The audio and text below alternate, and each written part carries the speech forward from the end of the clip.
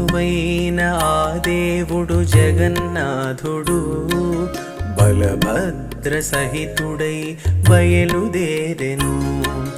కొలువైన ఆ దేవుడు జగన్నాథుడు బలభద్ర సహితుడై బయలుదేరెను.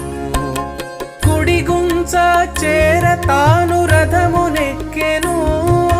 రథము పైన హరిని చూచు భాగ్యమొసగెను. గుడిగుంచ చేర తాను రథమునెక్కెను.